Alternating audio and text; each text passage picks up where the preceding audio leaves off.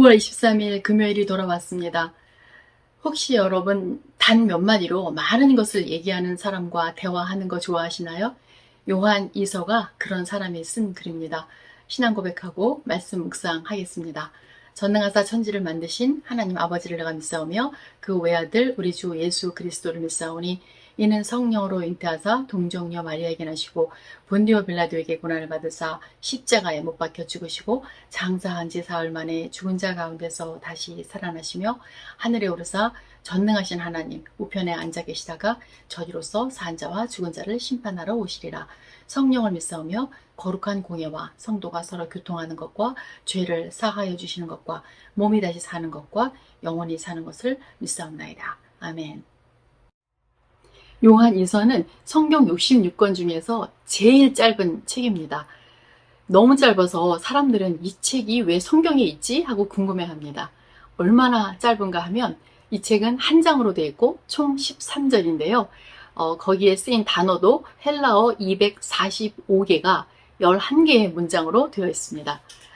그래서 그런지 이 요한이서는 많은 사람들이 그 시간을 들여서 공부를 한다든가 연구를 하지 않아서 좀 많이 무시되어 왔던 그런 책인데요. 그래서 저도 마치 오늘 묵상이 좀 짧아야 될 것 같은 그런 생각이 듭니다.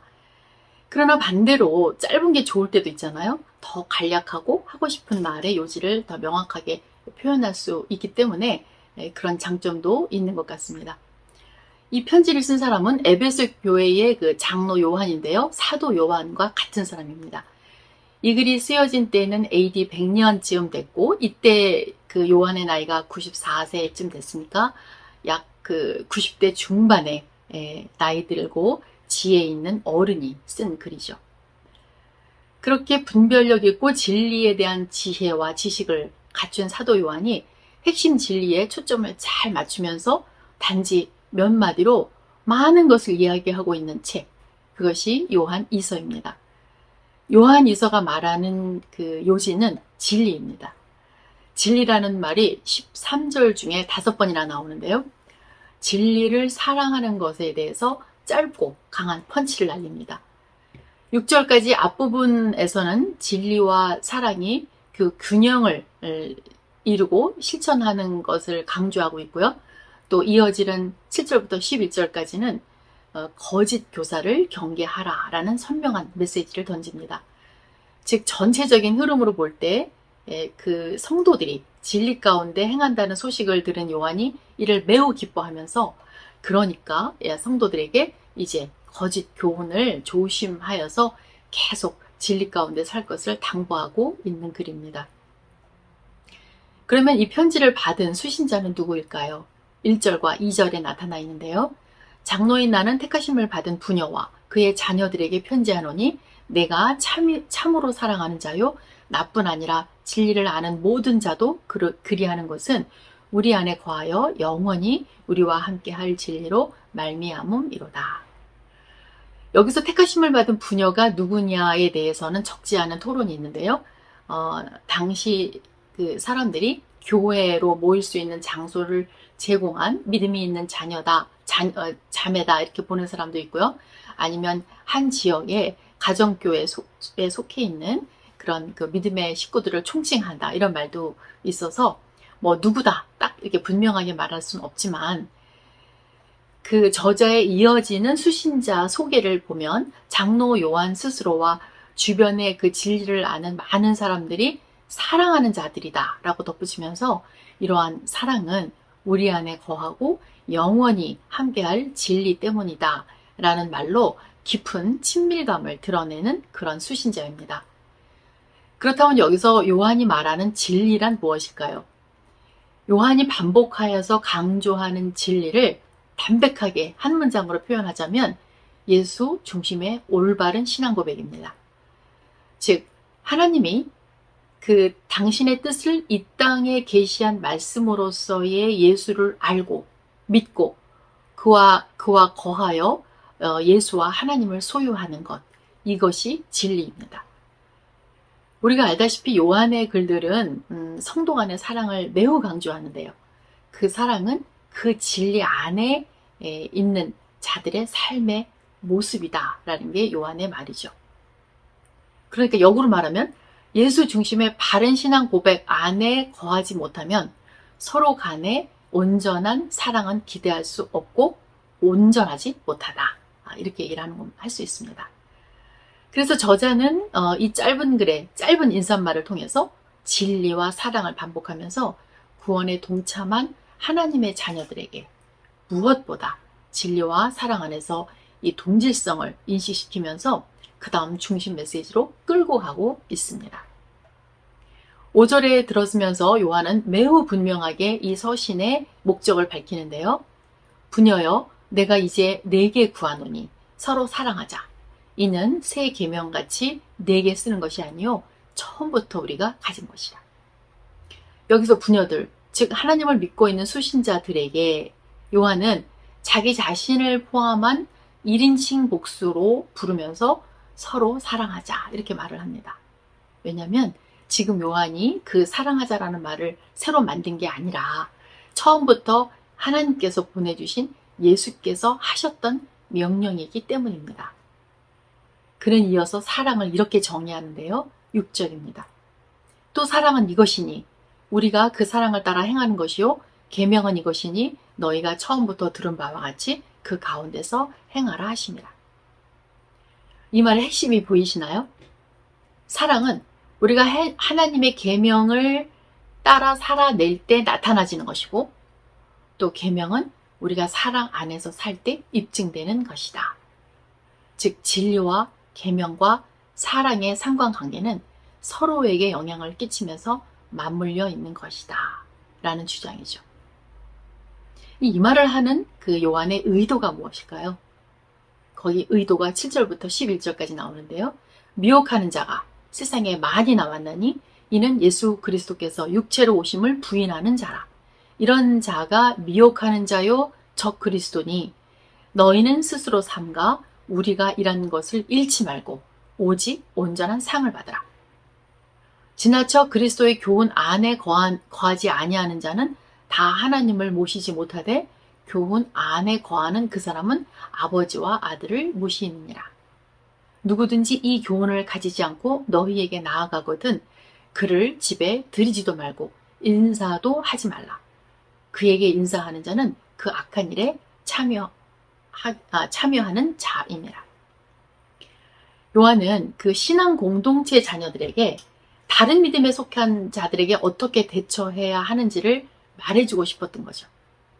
그러니까 앞부분에서 말한 진리 안에서 서로 사랑하자라는 그 말은 뒷부분이 암시하는 그 공동체의 시련과 어려움을 방지하는 처방전이었던 겁니다. 7절이 말하는 많은 미혹자들은 진리와 사랑 안에 거하는 일에 실패한 자들이죠. 그들은 예수 그리스도께서 육체로 임하심을 부인하는 미혹자들인데요. 그들의 기원은 마귀, 즉 적 그리스도의 영입니다. 당시에 이러한 미혹자들을 영지주의자들이라고 불렀는데요.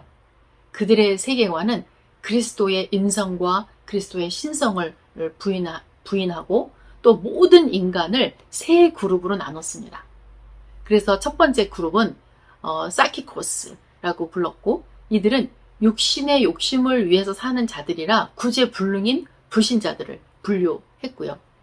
그룹 2는 뉴마티코스예요. 그래서 누구도 도달하지 못하는 영적 지식을 가진 뛰어난 자들이죠. 영지주의자들이 볼 때는 이런 자들이 자기 자신이 되겠죠. 그룹 3은 수기코스. 그룹 1과 그룹 2 사이에 속하면서 잘 전도하면 자기네 그룹으로 끌어올릴 수 있는 그런 자들입니다. 그런데 이 영지주의자들이 볼 때 기독교인들은 이 그룹 3에 속한 거예요. 그러니까 이 잠재력 있는 기독교인들을 잘 전도해서 자기네들과 같은 그 영지주의자들을 만들려고 순회를 하면서 돌아다녔던 거죠.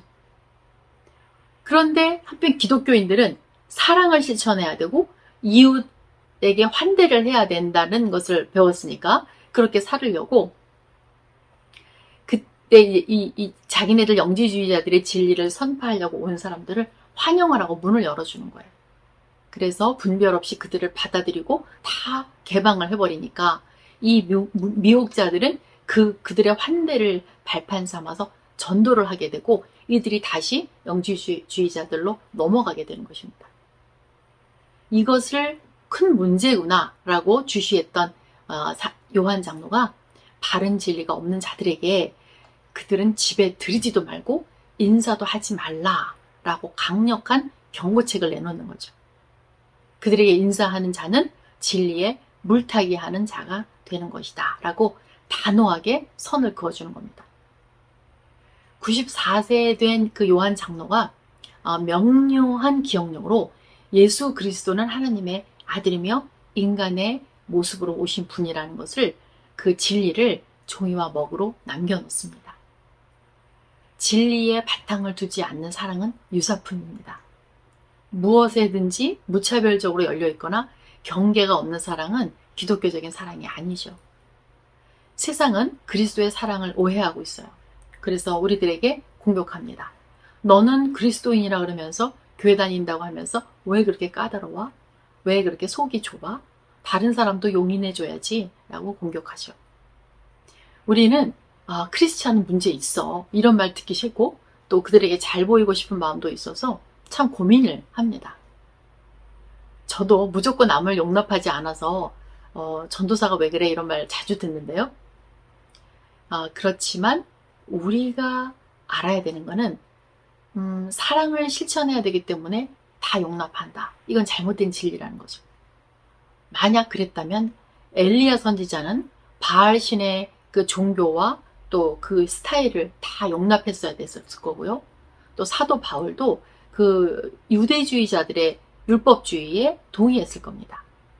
또 무엇보다도 예수 그리스도는 썩어버린 그 종교 지도자들에 의해서 죽임을 당하지 않으셨을 거고요. 예수님은 진리를 말하지 않는 사람들에게 무거운 말씀을 하셨습니다.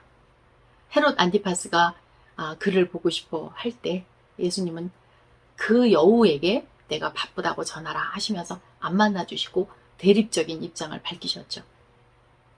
진리가 너희를 자유케 하리라. 진리 가운데 사랑하라. 이것이 예수님이 우리에게 전해주신 말씀이고 그것을 분명히 들은 사도 요한이 나이는 들었지만 우리에게 이것을 정리를 해주고 있는 것입니다. 경계선 없이 무조건 개방적이고 무조건 열려있는 삶의 방식이 있으신가요? 이것을 찾아서 정리할 수 있게 되기를 바랍니다. 참된 사랑은 무차별적이지 않습니다. 기도 제목 올렸습니다. 분별력 있는 사랑의 하루 되시기를 축복합니다.